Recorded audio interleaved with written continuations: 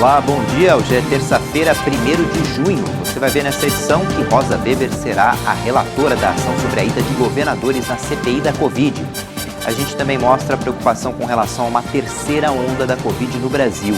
E o Peru revisou o número de mortes pela pandemia e a quantidade de vítimas mais do que dobrou. A gente começa com a Copa América. Ontem de manhã, a Conmebol anunciou que a competição seria realizada no Brasil. A informação não foi confirmada pelo ministro da Casa Civil, que disse que o governo está em discussão com a Confederação Sul-Americana. A Conmebol retirou o evento da Argentina, onde há um crescimento dos números da pandemia. 10 dias antes, a entidade fez o mesmo com a Colômbia, imersa em tumultos sociais responsáveis por dezenas de mortos. No início desta segunda-feira, a Conmebol anunciou que a competição seria realizada no Brasil. Porém, no fim da tarde, o ministro da Casa Civil, Luiz Eduardo Ramos, disse que ainda não há confirmação de que o país vai sediar a Copa América. Mesmo sem o aval, o ministro destacou que para a competição realmente acontecer, o governo inclui condições, como todos os integrantes das delegações estarem vacinados. O ministro ainda disse que a eventual definição da cidade sede da Copa América será de responsabilidade da Confederação Brasileira de Futebol a partir de consultas aos estados. A ministra do Supremo Tribunal Federal, Rosa Weber, será a relatora da ação sobre as convocações de governadores na CPI da Covid-19. Na semana passada, 9 governadores foram convocados, mas o tema divide opiniões. 17 governadores pedem no Supremo que os atos da CPI da pandemia que convocaram 9 gestores estaduais sejam revistos e suspensos, anulando assim a convocação dos governadores feita na semana passada. Os governadores argumentam junto ao STF que a convocação configura lesão à Constituição no que diz respeito à separação dos poderes e que o Legislativo tem competência de apurar apenas a administração pública federal. O tema gerou incômodo quase generalizado, a ponto de 17 governadores participarem da ação contra a convocação de 9. O coordenador do Consórcio Nordeste, governador do Piauí, Wellington Dias, também enviou ofício ao Senado pedindo que a convocação seja transformada em convite. O documento foi subscrito por 19 governadores. Não é competência de uma comissão parlamentar de inquérito o termo convocação, o uso da convocação para o comparecimento de autoridades eleitas a uma CPI. E o objetivo não é fugir da responsabilidade.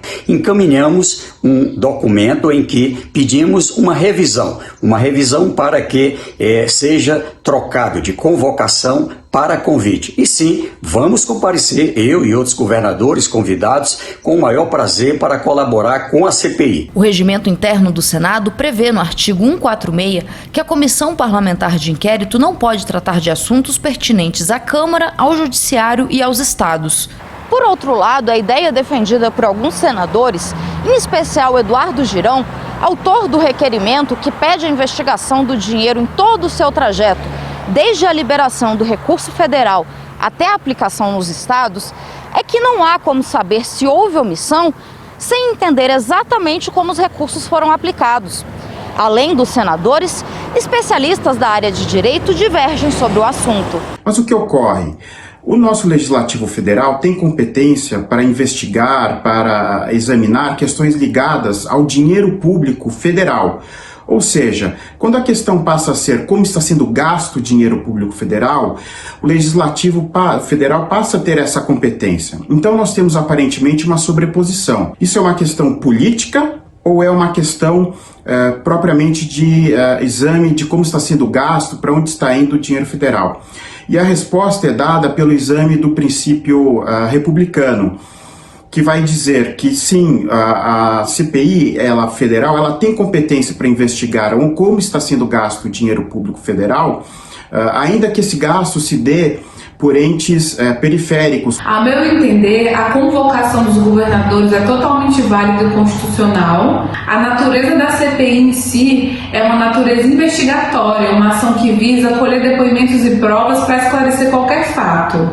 Os estados em questão, os governadores que foram convocados, receberam recursos federais para o custeio de ações sobre o enfrentamento da pandemia. Então, eu entendo que o fato deles terem se beneficiado de verbas federais enseja, sim, uma possibilidade para que a CPI convoque esses governadores a prestar contas. Os senadores têm até o dia 9 de agosto para concluir o trabalho da CPI da pandemia. No fim de semana, o vice-presidente e o relator da comissão, os senadores Randolfo Rodrigues e Renan Calheiros, visitaram a sala cofre onde os documentos sigilosos estão armazenados. O local é restrito aos parlamentares que compõem a CPI e é vigiado 24 horas por dia. O acesso só é autorizado na presença de um servidor do Senado. Nesta terça-feira, a CPI da pandemia receberá a doutora Nise Yamaguchi, que chegou a ser cotada para assumir o Ministério da Saúde após a saída de Nelson Teich. Na quarta-feira, a CPI realiza audiência pública para discutir questões técnicas que envolvem protocolos clínicos, tratamento e prevenção da Covid-19.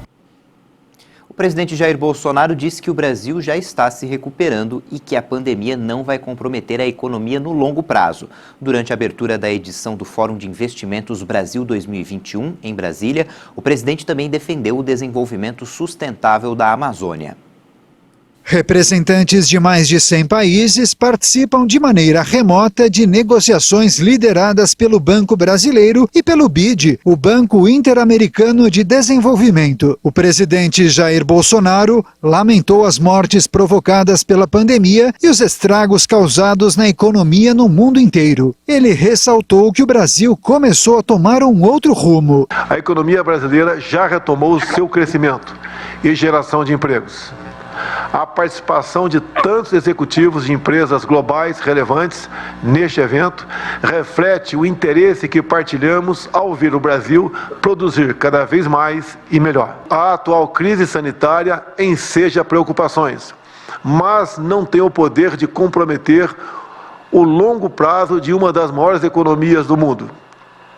O Brasil está, mais do que nunca, preparado para oferecer oportunidades únicas a investidores de todo o mundo por suas potencialidades. As empresas brasileiras acreditam nisso, tanto que faz um ano que estão aumentando seus investimentos. Nos últimos 12 meses, já foram apresentados novos projetos, no valor de 235 bilhões de reais. A expectativa neste seminário é que também sejam atraídos recursos estrangeiros. Ao todo, deverão ser apresentados 60 projetos de investimentos, com um valor de carteira estimado em cerca de 72 bilhões de dólares.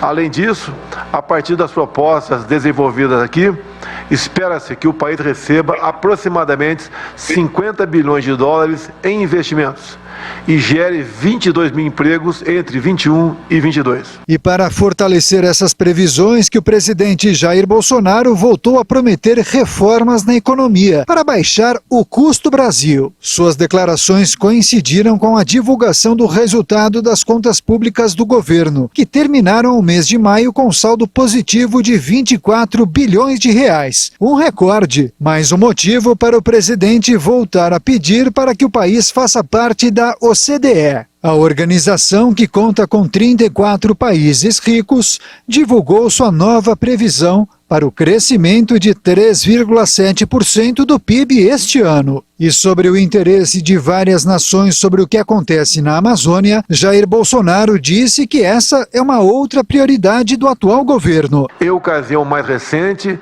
durante a última cúpula do clima, chamei a atenção para o paradoxo amazônico, em que o baixo desenvolvimento contrasta com a riqueza ambiental única no planeta. A adequada remuneração dos serviços ambientais prestados para a região amazônica, a concretização da bioeconomia e a exploração sustentável dos recursos florestais, minerais e agrícolas de forma inovadora são imperativos para superar esse paradoxo. O número de mortes provocadas pela Covid quase triplicou no Peru. Com a revisão sugerida por técnicos que apontavam erros nas estatísticas, a quantidade de vítimas subiu de 69 mil para 180 mil. Com o número de mortos anteriores, o Peru era o país que tinha a 13ª maior taxa de mortalidade na pandemia mundial, com 2.103 mortes por milhão de habitantes, segundo contagem elaborada pela AFP com cifras oficiais. Com a atualização, o Peru passa a ser o país com a maior taxa de mortalidade do mundo, com 5.484 mortes por milhão de habitantes, longe das 3.077 mortes do segundo, a Hungria. Com 33 milhões de habitantes, o país andino registra mais de 1.900.000 infecções e enfrentou uma escassez aguda de oxigênio medicinal nos meses anteriores. O Peru começou a vacinação em 9 de fevereiro, mas a campanha avança lentamente, cercada de polêmicas políticas e até agora atinge apenas 5% da população adulta. Além da Covid-19, a Índia também enfrenta a proliferação de um fungo. O fungo se chama mucormicose, mas é conhecido como fungo negro. É uma infecção que causa escurecimento ou descoloração do nariz, visão turva ou dupla, dor no peito, dificuldades respiratórias e tosse com sangue.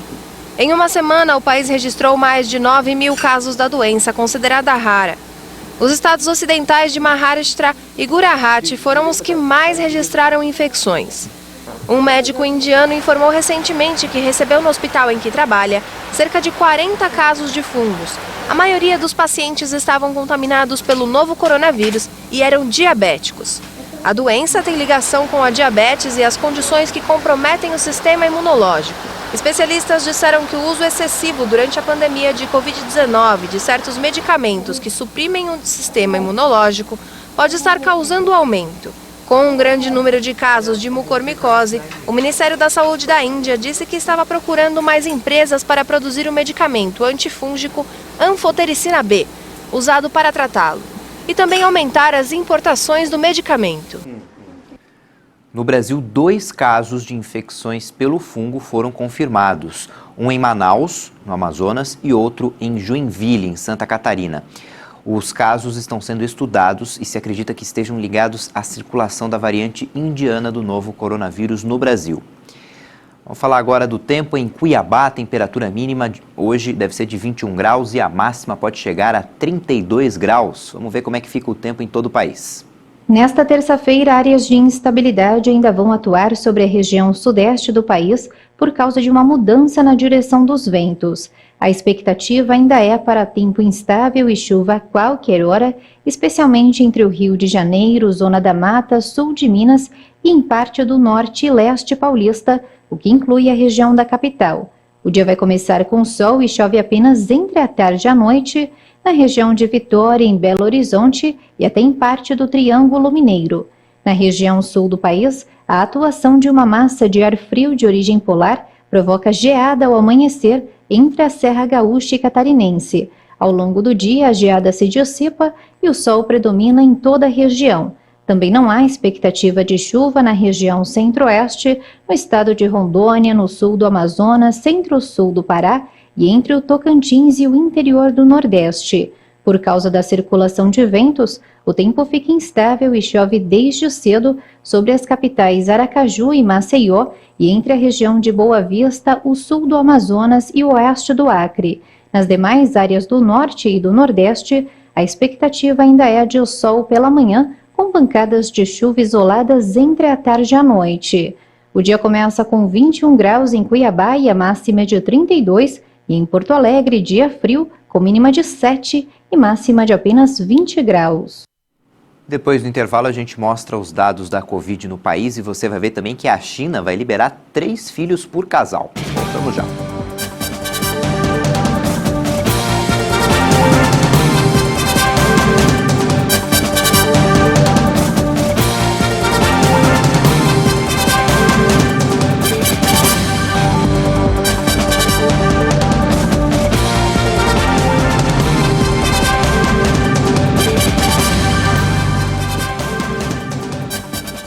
A Fiocruz alertou para possível aumento de casos de Covid na maioria dos estados brasileiros e o risco de uma terceira onda da doença. Algumas capitais do país têm cerca de 90% dos leitos ocupados com pacientes internados pelo coronavírus.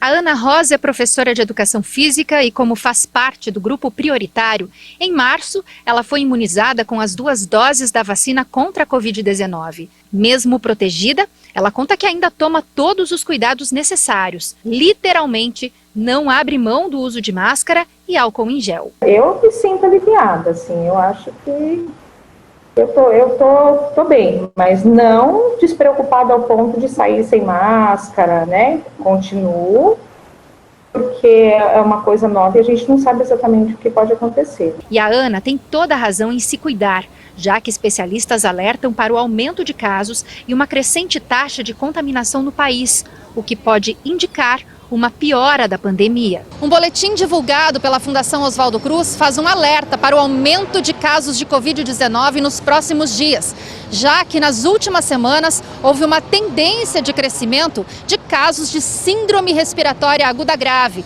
em 11 dos 27 estados. É muito preocupante porque a gente lembra que o Covid, um doente pode transmitir para 3, 4, 5, 6 pessoas. Então, quanto mais pessoas forem diagnosticadas, mais chances nós temos de que os casos aumentem. Então, os números, né, a epidemiologia da doença piore, porque um vai transmitindo para 3, 4, 5. Um exemplo, por exemplo, sarampo. Uma pessoa com sarampo pode transmitir para outras 20 pessoas.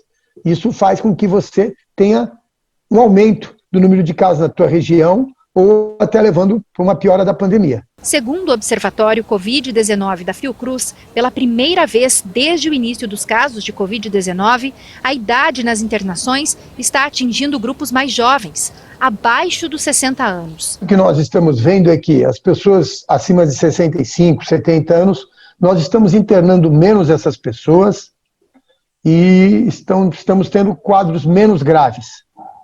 Mas o que nós estamos vendo é que adultos jovens, 30, 40, 50 anos, estão sendo internados nos hospitais e nas UTIs num volume maior. Então, estamos tendo uma prevalência de internações por pessoas de faixa etária mais jovem, numa proporção maior do que nós vimos anteriormente. De acordo com o diretor da Sociedade Brasileira de Infectologia, o número de casos só tende a cair quando mais pessoas forem imunizadas. Nós não sabemos o que vai acontecer no Brasil. Alguns países do mundo, como os Estados Unidos, eles estão esperando que nos próximos meses eles fiquem com uma situação menos delicada do que estão atualmente. Então, que a coisa vai melhorar. Mas no Brasil nós não podemos dizer isso. A gente está vendo números crescentes, taxas de mortalidades ainda elevadas e uma transmissão muito grande. Então, nós não estamos confortáveis. Seguramente a vacina deve mudar algum panorama, mas ainda é muito precoce dizer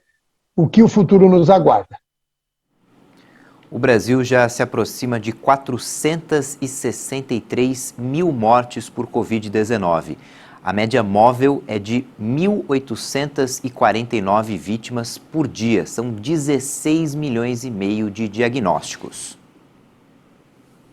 Em 24 horas, o Brasil registrou mais 860 mortes por Covid-19. O total foi a 462.791 vítimas. Foram confirmados em um dia mais 30.434 novos diagnósticos da doença. Desde o início da pandemia, já são mais de 16 milhões e 545 mil casos confirmados. A média móvel de mortes no país em 7 dias é de 1.848 vítimas por dia. A variação indica a tendência de estabilidade nos óbitos pela Covid. São 3 semanas com a média de mortes abaixo da marca de 2.000, depois de 55 dias seguidos de alta. A média de novos casos está em 60.685 confirmações diárias, também indicando tendência de estabilidade. Acompanhamos agora a evolução da pandemia por regiões. Hoje, 5 estados apresentam alta nas mortes: Maranhão, Mato Grosso do Sul, Paraíba, Roraima e Tocantins. Em estabilidade estão 14 unidades da federação: Alagoas, Amapá, Bahia, Distrito Federal, Goiás, Mato Grosso, Minas Gerais, Paraná, Pernambuco, Rio Grande do Sul, Rondônia, São Paulo, Santa Catarina e Sergipe. E 8 estados registram queda: Acre, Amazonas, Ceará, Espírito Santo, Pará, Piauí, Rio Grande do Norte e Rio de Janeiro.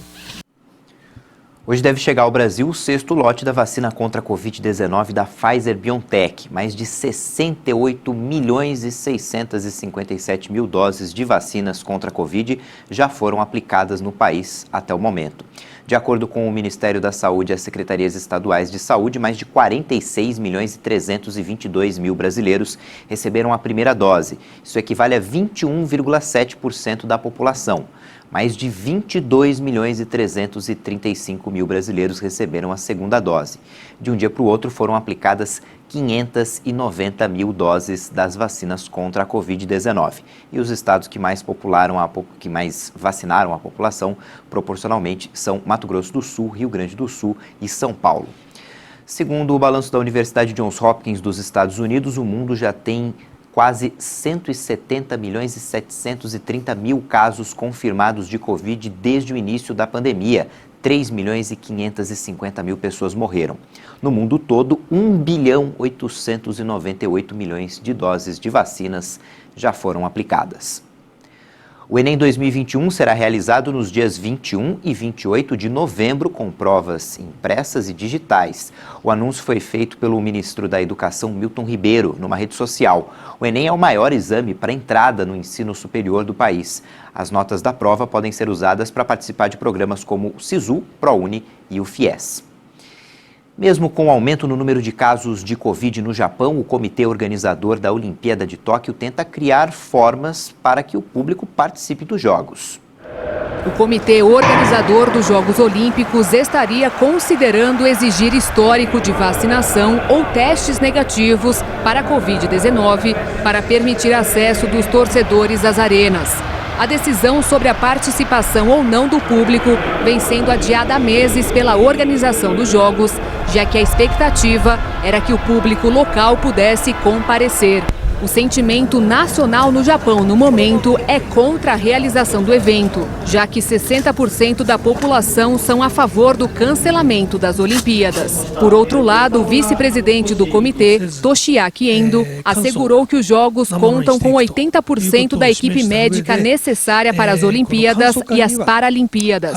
Endo afirma que o comitê está trabalhando com associações de enfermeiros para mobilizar equipes e qualificar pessoas que não trabalham com frequência como enfermeiros. A ideia do comitê é assegurar que os Jogos Olímpicos não causem uma sobrecarga no sistema hospitalar japonês. Essa edição fica por aqui, a gente fica de olho porque hoje tem depoimento da médica Nise Yamaguchi na CPI da pandemia, ela é defensora do tratamento precoce contra a Covid-19. E hoje no esporte também tem um sorteio dos confrontos das oitavas de final da Libertadores. Palmeiras, Flamengo, Atlético Mineiro, São Paulo, Internacional e Fluminense estão nesse sorteio. Você pode rever nossas reportagens no YouTube. Tchau, bom dia.